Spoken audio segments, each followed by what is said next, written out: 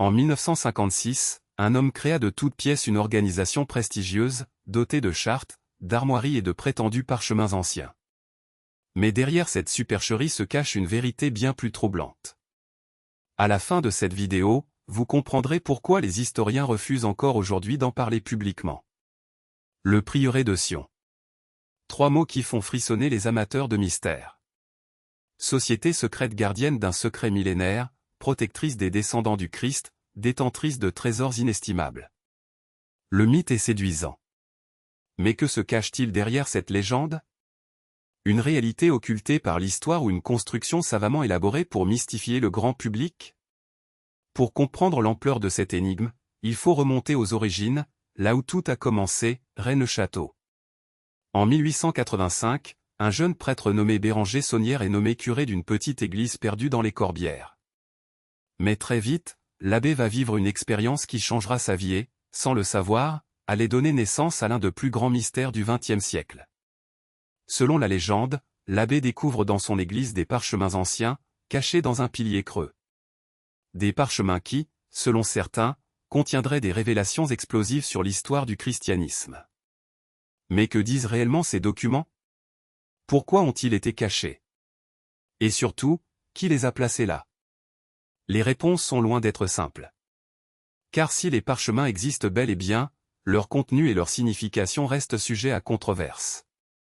Certains y voient la preuve d'un secret historique majeur, d'autres une simple mystification. Mais une chose est certaine, ces parchemins ont mis l'abbé Saunière sur une piste qui allait bouleverser sa vie et, des décennies plus tard, fasciner des millions de personnes à travers le monde. Pendant près d'un siècle, le mystère de Rennes-le-Château reste relativement confidentiel. Mais en 1982, tout change avec la publication d'un livre qui va révolutionner la donne, l'énigme sacrée. Les auteurs affirment avoir découvert l'existence d'une société secrète appelée le prieuré de Sion, qui aurait pour mission de protéger les descendants de Jésus-Christ et de Marie-Madeleine. Selon eux, cette société aurait été fondée en 1099 et aurait compté parmi ses membres Leonardo da Vinci, Isaac Newton ou encore Victor Hugo.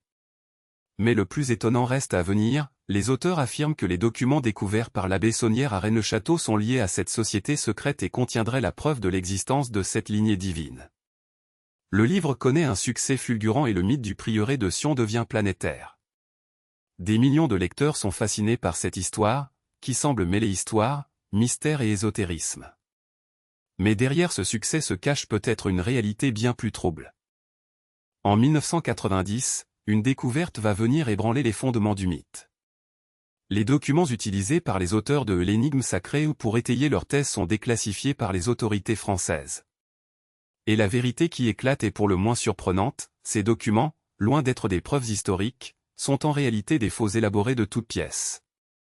Ils ont été créés dans les années 1950 par un certain Pierre Plantard, un homme au passé trouble qui cherchait à se forger une ascendance prestigieuse. Plantard a fabriqué de toutes pièces l'histoire du prieuré de Sion, inventant de toutes pièces des listes de grands maîtres, des chartes fondatrices et même des documents anciens. Mais alors, que reste-t-il du mythe? Les documents de l'abbé Saunière étaient-ils eux aussi des faux? Et si oui, pourquoi l'abbé Saunière a-t-il consacré sa vie à élucider un mystère qui n'existait pas? Les réponses à ces questions restent aujourd'hui encore sujettes à débat.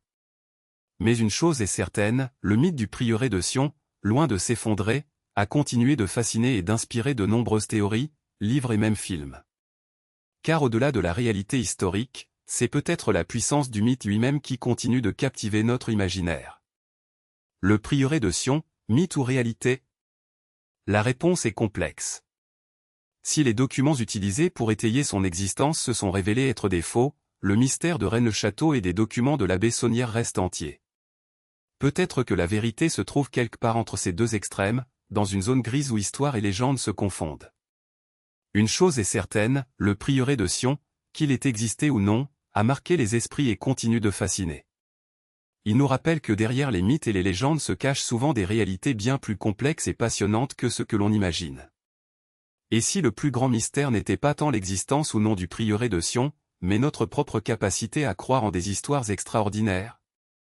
Pierre Plantard a-t-il créé le prieuré de Sion pour dissimuler un secret plus grand que lui?